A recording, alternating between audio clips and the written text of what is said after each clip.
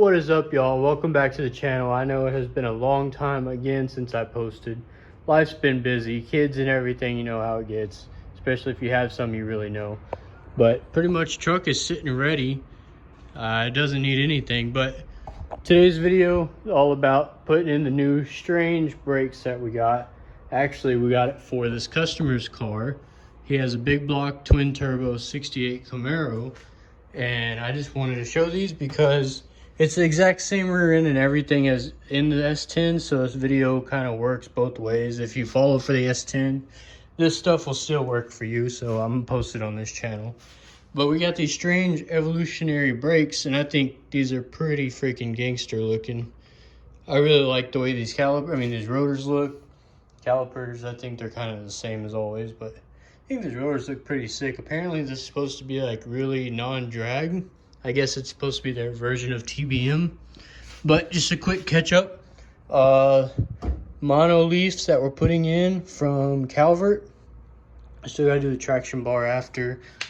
Strange 9-inch. I don't know what gear's in it, but strange chunk and everything.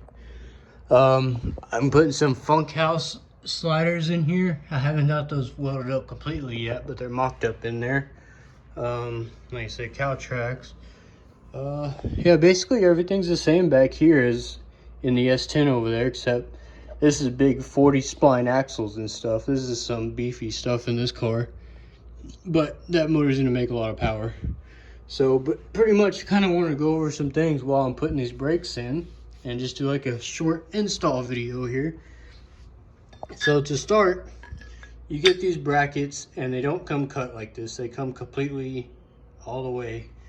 But if you're like me and these axles are already have the bearings in there installed, cheap, easier, faster way is to notch it, which is what almost everybody does to get it on there, and then it'll slide over.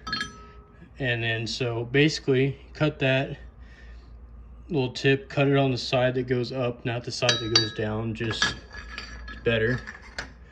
Then that'll just slide over that like that. It'll hold the bearing in right here with this little recess area. That's what kind of holds the bearing in there, as you see. But it just goes up in there. You have these little bolts, little T, I don't know the correct name for them, but they go in there and they hold it in by the housing so they can't spin. Basically, kind of throw one in here real quick. Kind of hard to do one-handed. All right, well, my phone says I'm out of storage, so it cut me off there, but you just put these 4 bolts in, red Loctite these because you don't want these going anywhere. Red Loctite them, tighten them up. 7/16 get you a freaking ratchet wrench. It's gonna save your life. I don't have a standard ratchet wrench, and it takes forever to get all these all the way down those threads. But basically, you get that on. You can go ahead, throw your rotor on this thing.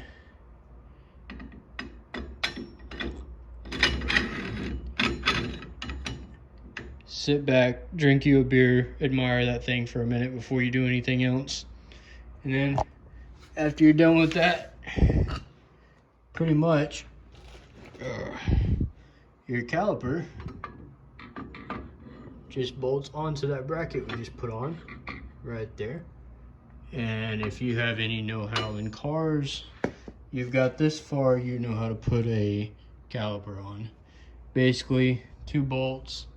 I went ahead and put a washer on this side of mine just so when the bolt goes through and it's bolted in, it'll pull it back this way so it's not so close to the rotor. If it's too long, it'll hit the rotor, it'll drag. These aren't too long really. I just put that little washer there just to space it out a little bit more, so it's like that pretty much. And then basically I put the rotor on already to test fit it, and you have to center it in on the rotor there. And mine is pretty centered already, just from the factory, just because everything is, I guess, brand new and all fits good.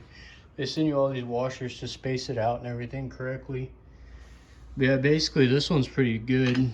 And yeah, once we throw those 2 bolts in there, I'm gonna go ahead and Loctite those because I don't want those calipers backing out, caliper bolts backing out. and then that thing will be done. I'm gonna throw it on there real quick just so you can see it, but yeah, I mean, it's not that hard to do. I don't have any brake lines or anything yet on this car. I'm not sure if I'm gonna do that or he's gonna have somebody else, but I'll come right back to show you the caliper on there. Get the full effect here of the whole brake, all its glory here. All the whole new strange 9-inch glory. It looks killer with all this new stuff on this car. But, so yeah. So yeah, it's already centered. I measured it out. It looks kind of a little off on video, but it's actually centered in there pretty good. I'm assuming, just like I said, I guess it's all brand new. Went ahead and Loctited these two to put them in there. See if you can see. No, you can't really see. I'll put the washer in to keep the bolt from going in too far. There you go. So keeps it off a little bit. But yeah, so I mean that's pretty much all you can say about these things. They look pretty sweet. And then we got some gangster wheels that's gonna go on this thing.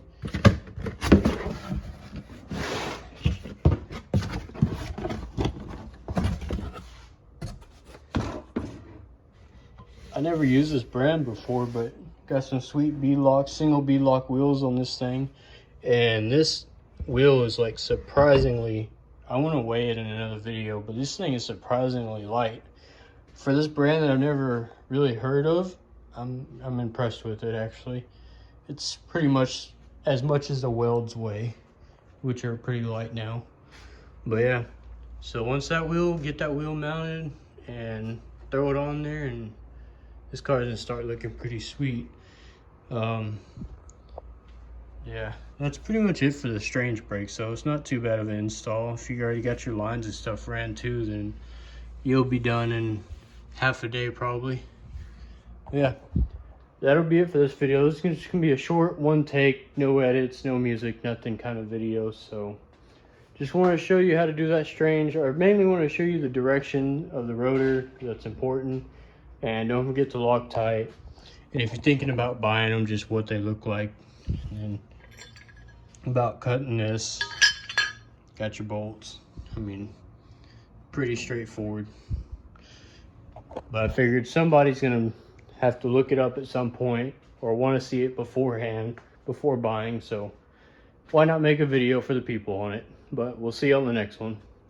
I guess I want to go ahead and throw this in here. If you've never done brake pads on one like this, pretty much you just have this one bolt right here you pull out the back, little pin that goes in between it. Your brake pads that come with the kit, all they do is just push them right in there. Whoops, helps if I hold the camera right. Push them in there and then that's it. This pin, the pin will go in the hole there. You have to push them in at the same time with the pin in between it.